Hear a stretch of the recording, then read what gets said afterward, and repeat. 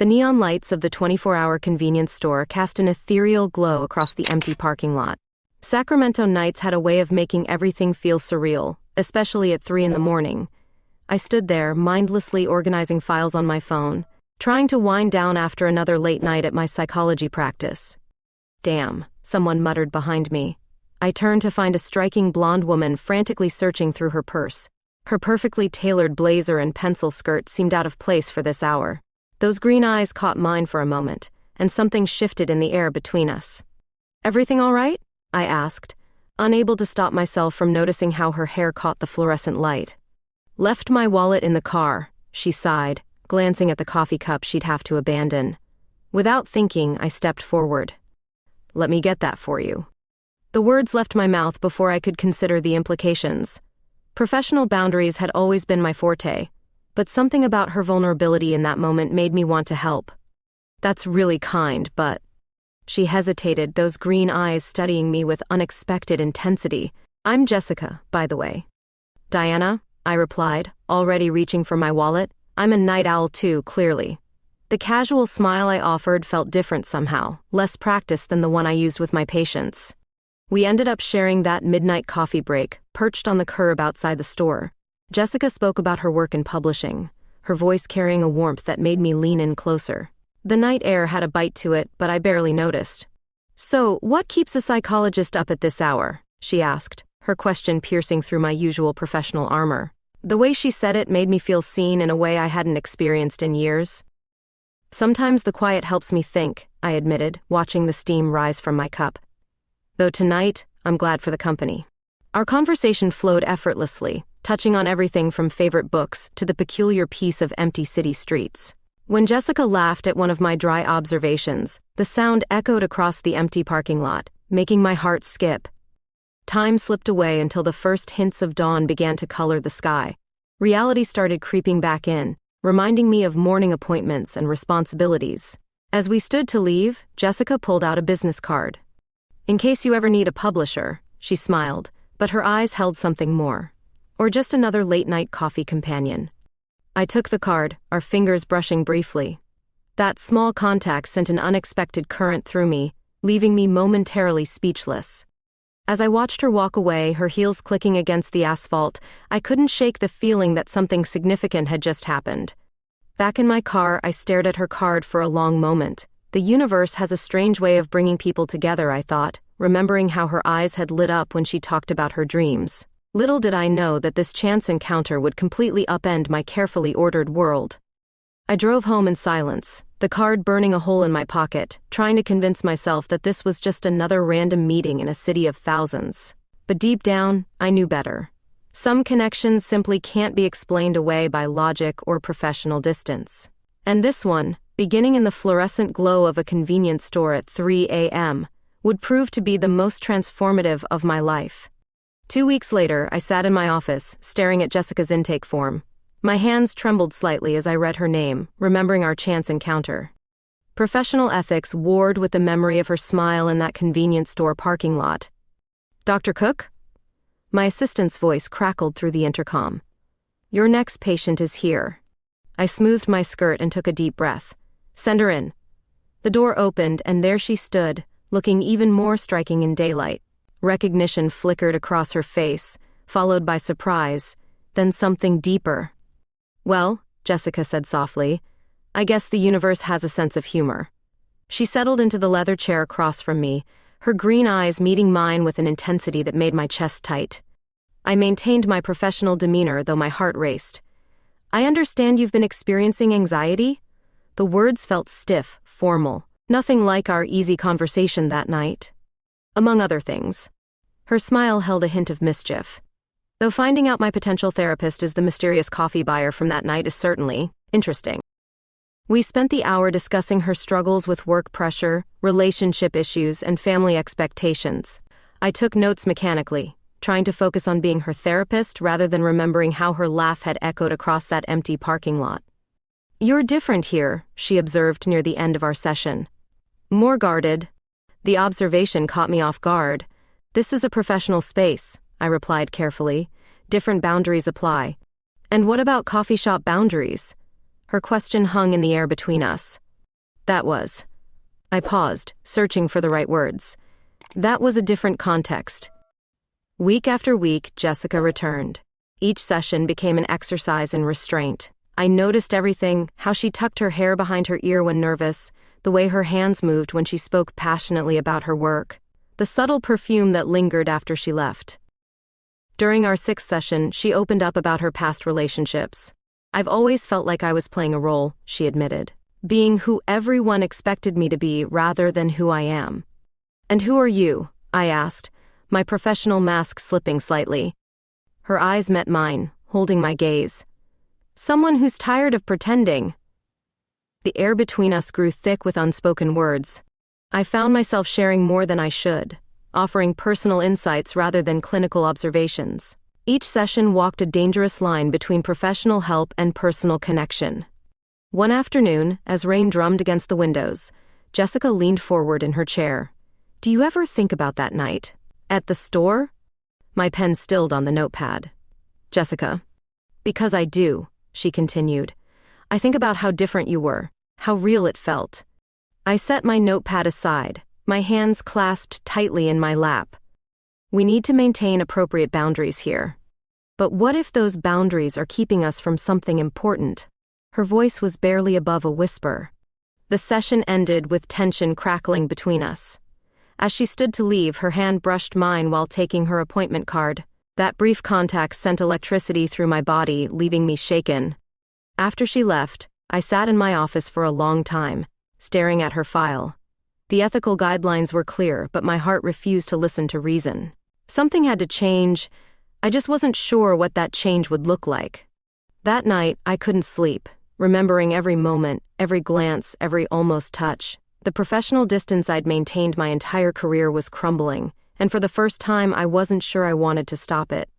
The following week, I found myself pacing my office, the weight of my decision pressing down on me. I had spent countless hours contemplating the boundaries of my profession, but the thought of Jessica sitting across from me again filled me with a mix of excitement and dread. I knew I had to address the tension that had been building between us. When she walked in, the air shifted. Jessica wore a soft blue sweater that accentuated her figure, and her hair fell in loose waves around her shoulders. I could feel my heart race as I gestured for her to sit. How have you been since our last session? I asked, trying to maintain my professional tone. Better, I think, she replied, her voice steady but her eyes betraying a hint of uncertainty. But I can't stop thinking about what we talked about.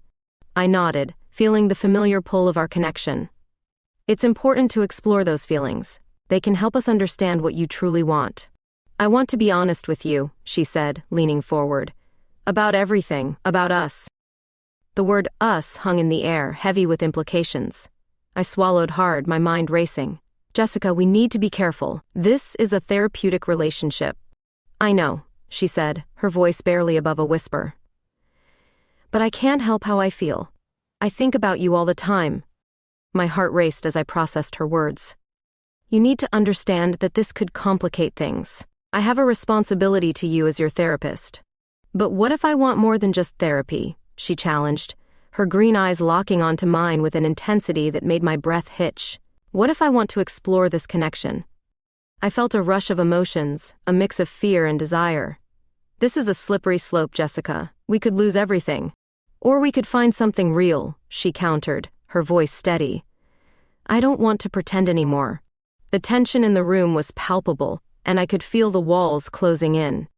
I had never been in a situation like this before, and the stakes felt impossibly high. We need to set boundaries, I said, my voice firm but trembling. Then let's set them together, she replied, her gaze unwavering. I want to be honest about my feelings, and I want you to be honest too. I took a deep breath, my heart pounding. I have feelings for you, Jessica, but I can't act on them, not like this. Her expression softened and she reached across the desk, her fingers brushing against mine. What if we take a break from therapy, just to see where this goes? The suggestion sent a jolt through me. You want to end our sessions? Just for a little while, she said, her voice filled with hope. I need to know if this is real. I hesitated, torn between my professional obligations and the undeniable chemistry between us. This is risky, I warned, my voice low. I know, she replied, her eyes shining with determination. But I can't ignore this connection, can you? I felt my resolve wavering as I looked into her eyes. The warmth of her hand against mine sent a thrill through me, and I knew I was on the brink of something life-changing. Okay, I finally said, my voice barely above a whisper. Let's take a break. Jessica's face lit up with a smile that took my breath away. Really? You mean it? Yes, I replied, feeling a mix of exhilaration and fear. But we need to be careful. We can't let this affect our lives too much. I promise, she said, her voice filled with sincerity. I just want to explore this with you. As she stood to leave, I felt a rush of emotions. The decision we had made felt monumental, and I knew there was no turning back. Our connection had shifted from patient and therapist to something more, and I was both terrified and exhilarated by the possibilities. As I watched her walk out of my office, I couldn't shake the feeling that this was just the beginning. The boundaries had blurred, and I was ready to step into the unknown with her. The thrill of what lay ahead filled me with anticipation, and I knew that whatever happened next would change everything. The days following our last session felt like walking through a dream. I spent hours reorganizing my patient files, transferring Jessica's records to my colleague Dr. Murphy. Each page reminded me of our sessions together, of moments when professional boundaries had started to crack. Are you sure about this, Diana? Sarah, my assistant, asked as she processed the transfer paperwork. Her concerned expression spoke volumes about what she wasn't saying. Sometimes we have to make difficult choices, I replied, my voice steadier than I felt. The weight of my decision pressed against my chest, but I couldn't ignore the pull of possibility anymore. That evening, I sat in my car outside the office longer than usual, watching the sunset paint the Sacramento skyline in shades of purple and gold. My phone buzzed with a message from Jessica. Coffee? Same place as before? The convenience store looked different in the evening light. Less mysterious than that first night. Jessica was already there, leaning against her car, her blonde hair catching the last rays of sunlight. My heart skipped when she smiled. No more Dr. Cook, she said softly as I approached. Just Diana. Just Diana, I echoed, feeling the freedom and terror of those words. It feels strange. We got our coffee and walked to a nearby park, the cooling evening air wrapping around us like a cocoon. Everything felt different now. No office walls, no notepad between us, no professional distance to maintain. I keep waiting for someone to tell me this is wrong, Jessica admitted, her fingers wrapped tightly around her cup. That I'm crazy for wanting this. I watched a group of birds scatter across the darkening sky. Professional ethics exist for a reason, I said carefully, to protect both therapist and patient. But I'm not your patient anymore, she pointed out, turning to face me. The setting sun caught her green eyes, making them shine with an intensity that took my breath away. No, you're not. The words came out barely above a whisper. And that terrifies me. Jessica moved closer, her shoulder brushing against mine. Why? Because now there's nothing stopping me from doing this. I leaned in, my heart pounding, and pressed my lips gently against hers. The kiss was soft, tentative, carrying the weight of weeks of unspoken desires. When we pulled apart, Jessica's eyes were wide with wonder. That was... I know, I breathed, my professional composure completely shattered. Everything I had built my career on, distance, objectivity, control, melted away in that moment. We spent hours in that park, talking about everything and nothing. Jessica shared stories about her childhood in Boston, her dreams of writing a novel, her fears about opening her heart again. I found myself sharing things I'd never told anyone. My doubts about my chosen path, my loneliness, my secret desire for something more than just professional success. What happens now? She asked, as the streetlights flickered to life around us. I took her hand, marveling at how natural it felt. I don't know, I admitted, but I want to find out. The night air had grown cold, but neither of us wanted to leave. This moment felt precious, fragile, the beginning of something both exciting and dangerous. As we finally walked back to our cars, our fingers intertwined, I felt lighter than I had in years. Diana, Jessica called as I reached for my car door. When I turned, she kissed me again, more confidently this time. Thank you for choosing this. For choosing us. Driving home that night, I couldn't stop smiling. The professional part of me knew there would be consequences, whispers among colleagues, raised eyebrows at conferences. But for the first time in my career, I was choosing my heart over my head. I slept better that night than I had in weeks, my dreams filled with the softness of Jessica's lips and the promise of what tomorrow might bring. Sometimes the biggest risks bring the greatest rewards, and I was ready to risk everything for this chance at something real. The downtown Sacramento skyline glittered with promise as Jessica and I left the restaurant, our first official date drawing to a close. 3 weeks had passed since that evening in the park, and each moment together felt like unwrapping a precious gift. "The night's still young," Jessica suggested, her fingers intertwined with mine. "Want to grab a nightcap at the Horizon Tower? They have this amazing rooftop bar." The elevator doors closed behind us with a soft ding, the mirrored walls reflecting our slightly flushed faces. We weren't alone. A tall woman in a business suit stood in the corner, tapping away at her phone. 20 floors up, the elevator shuddered.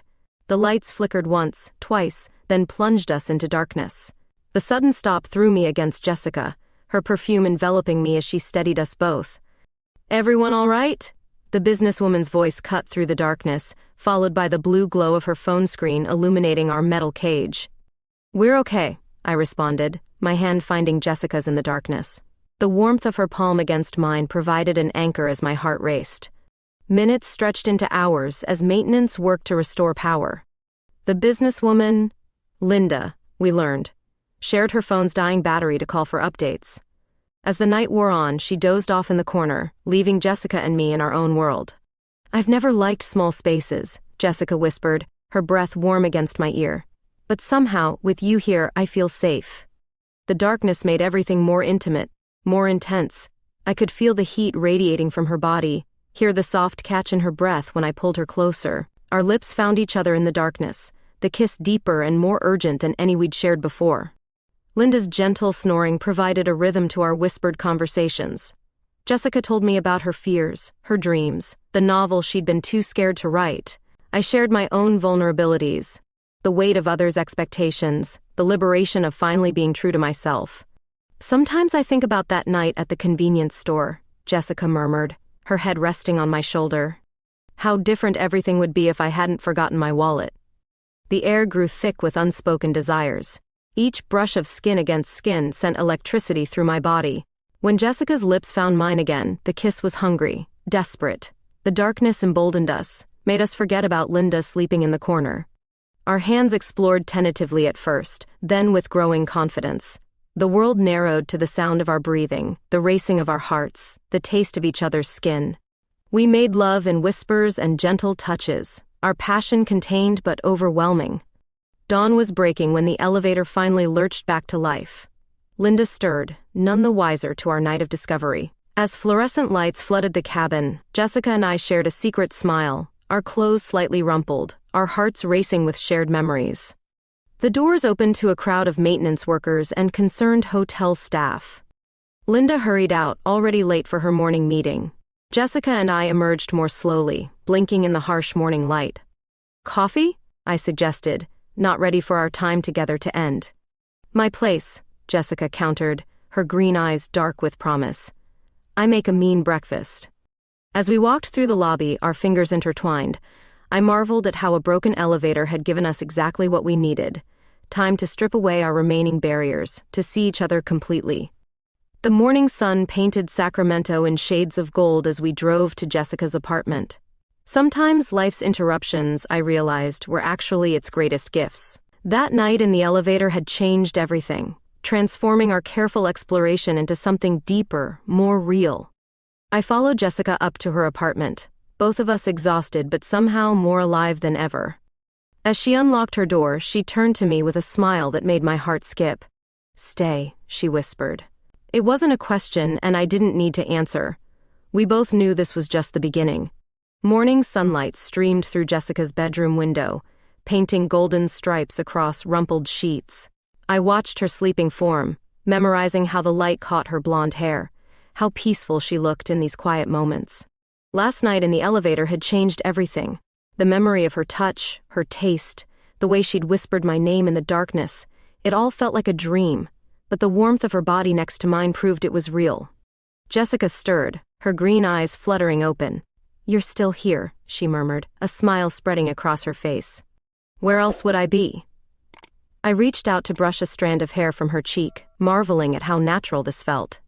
We spent the morning in a bubble of contentment, sharing coffee and stolen kisses in her kitchen. Jessica wore my shirt from the night before, and something about seeing her in my clothes made my heart race. "I should probably head home," I said eventually, though every part of me wanted to stay.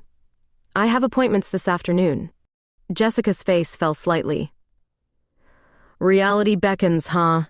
"Hey," I cupped her face in my hands. "This is reality too. You and me, this is real." The kiss we shared tasted of coffee and promises. When we finally pulled apart, her eyes were shining with something that looked like happiness mixed with fear. "What are you thinking?" I asked, recognizing the familiar crease between her brows. "I'm thinking about how much I want this," she admitted, "and how terrified I am of losing it." I understood her fear. This thing between us was still so new, so fragile. "We'll take it one day at a time," I promised. Back at my apartment, I stood under the shower, letting hot water wash away the lingering exhaustion. My phone buzzed with a message from Jessica. "Missing you already." The words made me smile, even as anxiety crept in. How would this affect my practice? What would my colleagues say? The professional reputation I'd built over years could crumble. But then I remembered Jessica's smile, the way she'd held me in the darkness, how right it felt to wake up beside her. Some things were worth the risk. That evening, my phone rang. Jessica's voice was tight with tension. "Diana, can we talk?" My heart dropped. "What's wrong?" "Someone saw us," she said. "At the restaurant last night, before the elevator. They recognized you from their therapy sessions." I closed my eyes, feeling the weight of consequences settling on my shoulders. "What did they say?" "They posted about it online, about seeing their therapist on a date with a woman."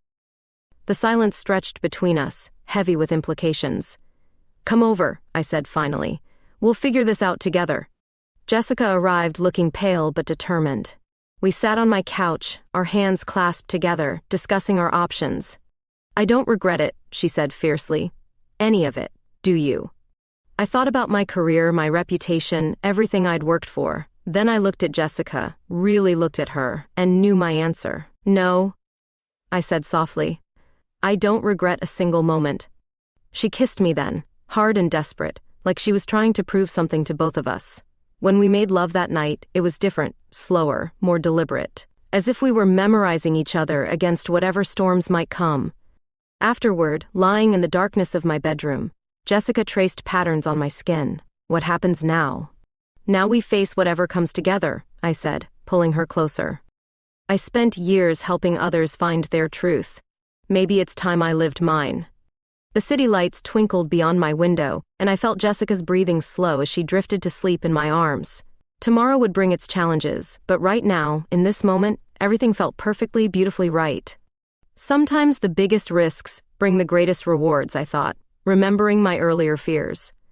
As I followed Jessica into sleep, I knew that whatever consequences awaited us, this us, was worth fighting for. Monday morning hit like a sledgehammer. Walking into my practice, I could feel the change in the air. Sarah, my assistant, avoided eye contact as she handed me my messages, and the whispers from the break room fell silent when I passed. "Dr. Cook?" Dr. Murphy caught me at my office door. "The ethics board would like to speak with you. They've received some concerning reports." I sat through the meeting, my spine straight as steel, listening to terms like professional conduct and ethical considerations being thrown around. The social media post had spread, spawning discussions about patient trust and professional boundaries. "Your reputation is at stake here, Diana," Dr. Thompson, the board chair, warned. "We need to address this situation immediately." Back in my office, I found 3 cancellation requests from long-term patients. My phone buzzed with a text from Jessica. "How are you holding up?" Before I could respond, Sarah appeared at my door. "Dr. Cook, there's someone here to see you." A former patient stood in the waiting room, arms crossed. "I trusted you," she spat. "How can you counsel others when you're so confused yourself?" The words hit like physical blows, but I kept my composure. "My personal life doesn't affect my ability to help others," I replied calmly. That evening, Jessica found me in my apartment, surrounded by patient files. "They're questioning everything," I said, my voice hollow. "Every session, Every diagnosis, every recommendation. "This isn't fair," she protested, pulling me into her arms. "You're an amazing therapist. Your personal life shouldn't matter." "But it does," I whispered into her shoulder. "It always has." The next few days brought more cancellations, more whispers, more sideways glances. My colleagues maintained professional courtesy, but I could feel the judgment in their eyes. Jessica faced her own battles. Her publishing house, traditionally conservative, had gotten wind of our relationship. "They're concerned about image alignment," she said bitterly over dinner. As if who I love affects my ability to edit books. We held each other tighter at night, finding strength in our connection even as the world seemed to turn against us. "Maybe we should have kept it secret longer," Jessica wondered aloud one evening. "No," I said firmly, surprising myself with my conviction. "I'm done hiding. We deserve better than that." The breaking point came during a staff meeting. Dr. Murphy, usually my strongest ally, suggested I take a leave of absence until things settle down. I stood up, my chair scraping loudly against the floor. "My work speaks for itself," I declared, my voice steady. "I've helped hundreds of patients navigate their truth. Now I'm living mine." That night, Jessica and I sat on my balcony, watching the Sacramento sunset. "I'm sorry," she said softly, "for all of this." I turned to her, seeing the guilt in her eyes.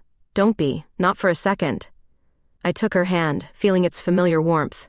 "They can question my decisions, my ethics, my professional judgment. But they can't question how I feel about you." She leaned in, kissing me with a tenderness that made my heart ache. "We'll get through this," she whispered against my lips. Later, lying in bed, I thought about all the patients I'd counseled through similar struggles.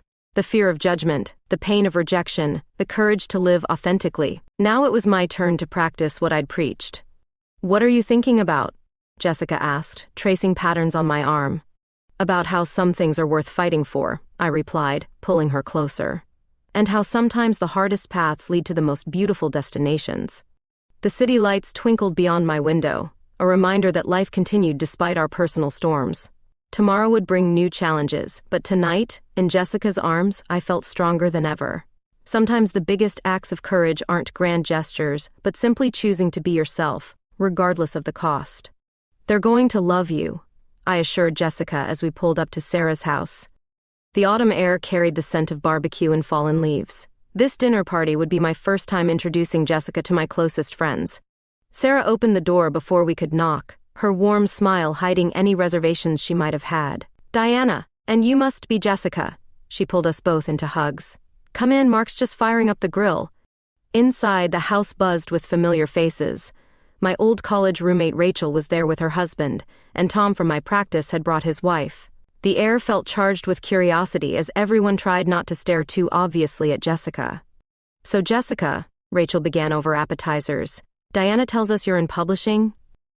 Jessica launched into a story about her latest project, her natural charm slowly melting the initial awkwardness.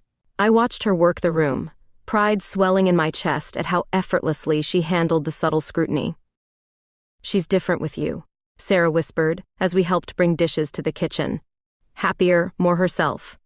The evening flowed more smoothly after that, conversations meandering from books to travel to childhood stories. Jessica fit into my world like she'd always been there, filling spaces I hadn't known were empty. Later, as we gathered around the fire pit in Sarah's backyard, Jessica grew quieter. I could sense something weighing on her mind. "Want to take a walk?" I suggested, noticing her distant expression. We strolled through Sarah's garden, fairy lights twinkling overhead. "They're wonderful," Jessica said softly. "Your friends. I can see why they mean so much to you." "But?" I prompted, hearing the hesitation in her voice. She stopped, turning to face me. "It's just, seeing you with them, hearing all these stories from your past, it makes me realize how much of your life I missed. How many memories I wasn't part of."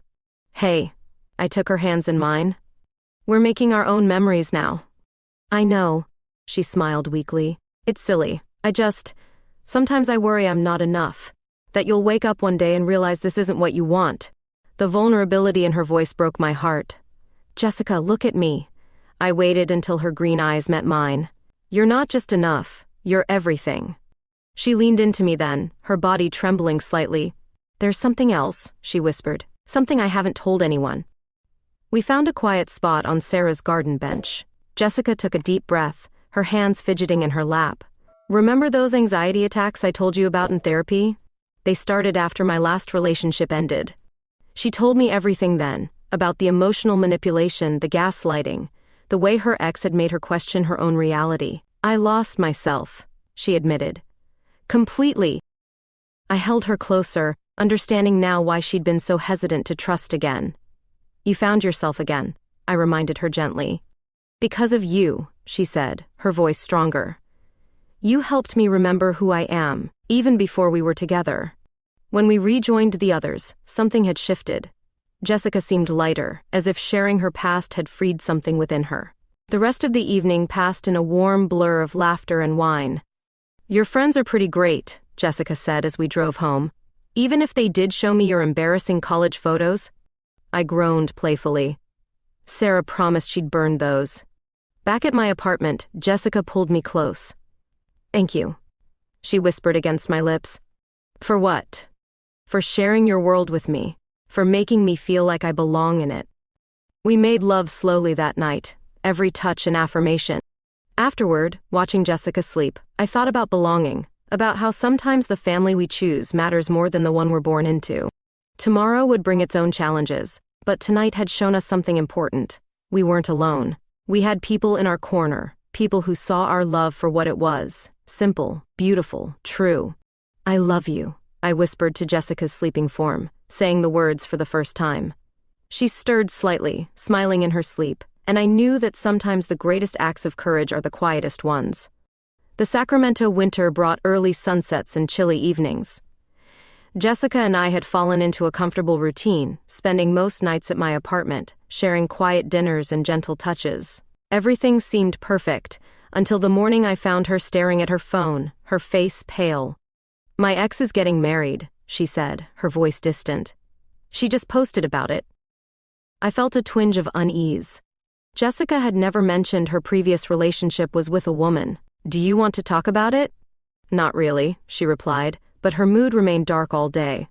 That evening she declined dinner, saying she needed space to think. The silence in my apartment felt heavy. I tried to focus on patient files, but my mind kept wandering to Jessica.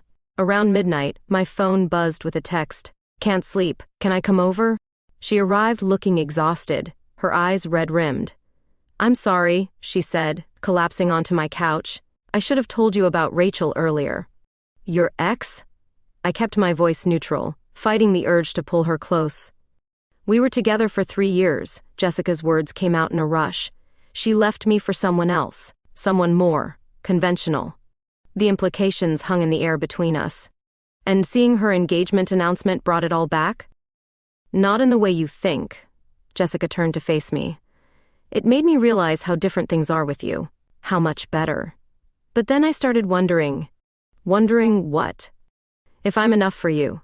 If this life, our life, is what you really want." The doubt in her voice hit me like a physical blow. "Jessica, you're everything I want." "Am I?" Her voice cracked. "Because sometimes I see how you look at your old life, your practice, your reputation, and I wonder if you resent me for changing all that." "That's not fair," I said, standing up. "I made my own choices." "Did you? Or did I force your hand by falling for my therapist?" The words stung.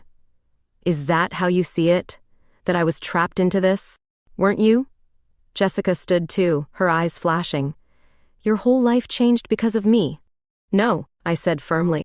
"My life changed because I chose to be honest about who I am, about what I want. And what happens when you decide you want something else?" The fear in her voice was palpable. "Why are you doing this?" I moved closer, but she stepped back. "Because I'm scared." The words burst out of her. "I'm scared of how much I love you, of how much power you have to hurt me." The silence that followed was deafening. We stood there, both breathing heavily, the weight of unspoken fears between us. "I need some air," Jessica said finally, grabbing her coat. "Jessica, wait." But she was already gone, the door closing behind her with a soft click. I spent the night pacing, my phone clutched in my hand. Around dawn, I couldn't take it anymore. I drove to her apartment, but her car wasn't there. Back home, I found her sitting on my doorstep, looking small and tired. "I'm sorry," she whispered as I approached. I sat beside her, our shoulders touching. "Me too. I let my past mess with my head," she admitted. "Seeing Rachel's engagement, it brought up all these old insecurities." "I understand," I said softly. "But Jessica, you need to trust us. Trust this." She leaned into me, and I wrapped my arm around her. "I do trust us," she said. "I just forget sometimes." We sat there as the sun rose, painting the sky in shades of pink and gold. Sometimes love means sitting in silence, letting the morning light wash away the darkness of doubt. "Come inside," I said finally. "Let me show you how much you mean to me." In my bedroom, our kisses tasted of tears and promises. Every touch was an affirmation, every whispered word a declaration of trust renewed. Later, watching Jessica sleep, I realized that love isn't just about the grand moments. It's about choosing each other, again and again, even when fear tries to pull us apart. The email arrived on a Tuesday morning, its subject line deceptively simple: "Opportunity in Boston's senior psychology position." My coffee grew cold as I read through the details. A prestigious private practice, full partnership potential, double my current salary. "This could change everything," Sarah said when I showed her the offer. "After everything that's happened here, maybe a fresh start would be good." I thought about the past few months, the whispers, the judgment, the slow rebuild of my practice. Boston represented a clean slate, a chance to start over where no one knew my story. That evening, I couldn't bring myself to tell Jessica. We were curled up on my couch, her head in my lap as she read through manuscript drafts. The contentment on her face made my heart ache. "What's wrong?" she asked, catching my expression. "You've been quiet all night." I took a deep breath. "I received a job offer today, in Boston." Jessica sat up slowly, her face carefully neutral. "Boston," she repeated. "That's quite an opportunity." "It's just an offer," I said quickly. "I haven't decided anything. But you're considering it." It wasn't a question. "The practice is prestigious, the salary is incredible. And after everything here, you want to run away?" Her voice cracked slightly. "That's not fair," I protested. "This isn't about running away, it's about moving forward." Jessica stood up, pacing the room. "And what about us? What about everything we've built here? You could come with me." The words tumbled out before I could stop them. She froze. "What?" "Come to Boston," I said, standing to face her. "We could start fresh, together. No history, no judgment." "My whole life is here," she whispered. "My job, my friends. You could write anywhere. You've always talked about wanting to focus on your novel." Jessica's eyes filled with tears. "Is that what you want, to leave everything behind?" I moved closer, taking her hands in mine. "What I want is you. Everything else is negotiable." She pulled away, grabbing her coat. "I need time to think." The next few days were agony. Jessica's texts were brief, distant. I threw myself into work, trying not to watch the clock, trying not to count the hours since I'd last heard her laugh. Then on Friday, she appeared at my office door. "I've been offered a transfer," she announced without preamble, "to our Boston office." My heart stopped. "What?" "I called my publisher," she said, stepping closer. "Told them I was considering relocating. They offered me a senior editor position in Boston." "Jessica," I breathed. "I'm terrified," she admitted, "but the thought of losing you terrifies me more." I pulled her into my arms, breathing in her familiar scent. "We don't have to decide right now." "Yes, we do." She pulled back to meet my eyes. "Because if we're doing this, we're doing it right, together." That night, we stayed up late, planning and dreaming. Boston became real as we looked at apartments online, researched neighborhoods, imagined our life there. "What if it doesn't work out?" Jessica whispered in the darkness. I kissed her softly. "Then we'll face it together, like we always do." The city lights twinkled outside my window, the Sacramento skyline I'd known for so long. Soon it would be different lights, different streets, different challenges. But the most important thing would remain constant, the woman in my arms, brave enough to leap into the unknown with me. "I love you," Jessica murmured, already half asleep. "I love you too," I replied, holding her closer. Sometimes the biggest changes in life aren't really changes at all. They're just following your heart to where it was always meant to be. Spring arrived in Sacramento with a burst of cherry blossoms and possibility. Our last few weeks in the city felt surreal, each moment tinged with the bittersweet taste of endings and beginnings. "I can't believe this is really happening," Jessica said, standing in my half-packed living room. We'd signed the lease on a beautiful brownstone in Boston's Back Bay neighborhood, close enough to both our new offices to walk. "Having second thoughts?" I asked, wrapping my arms around her waist. "Not about us," she turned in my embrace. "Never about us, just, everything feels so big." Sarah threw us a farewell party at her house, the same place where Jessica had first met my friends. The garden was strung with lights, and familiar faces filled the space with laughter and well wishes. "To new beginnings," Tom raised his glass in a toast, "and to being true to yourself."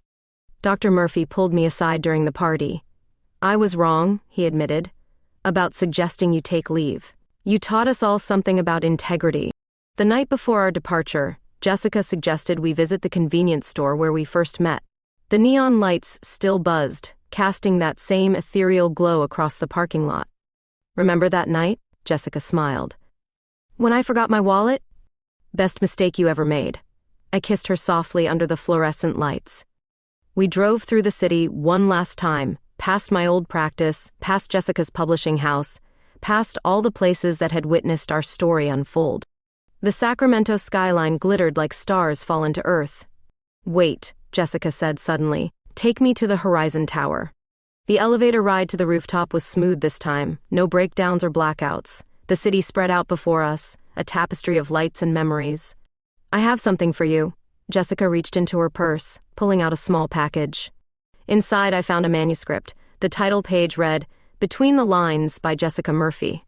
"You finished it," I breathed, running my fingers over the pages. "It's our story," she said softly.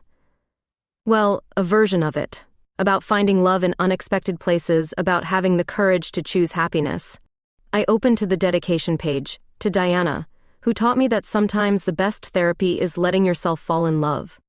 Tears blurred my vision as I pulled her close. The wind whispered around us, carrying the scent of possibility and promise. "Dance with me," Jessica whispered, pulling out her phone. Soft music filled the space between us as we swayed under the stars. "Remember what you told me that first night in the elevator?" she asked. "About taking it one day at a time?" I nodded, holding her closer. "Well, I want all of them," she said. "Every single day with you." We made love that night in my empty apartment, our last night in Sacramento. Moonlight painted silver stripes across bare skin as we said goodbye to one chapter and hello to another. Morning found us on the road, watching Sacramento fade in the rearview mirror. Jessica's hand found mine across the console, our fingers intertwining like they were made to fit together. "Ready?" I asked, squeezing her hand. "With you? Always." The highway stretched before us like a promise, leading us toward our new life in Boston. But as the miles rolled by, I realized something profound. Home wasn't Sacramento or Boston. Home was the woman beside me, laughing at bad radio songs and sharing dreams of our future. Sometimes the greatest love stories don't end with grand gestures or dramatic declarations. Sometimes they end with a quiet beginning, with two people choosing each other every day, with a simple, profound understanding that love isn't about where you are, but who you're with. The sun rose over the horizon, painting the sky in shades of possibility. Jessica squeezed my hand, and I knew this wasn't an ending at all. It was just the beginning of our next chapter.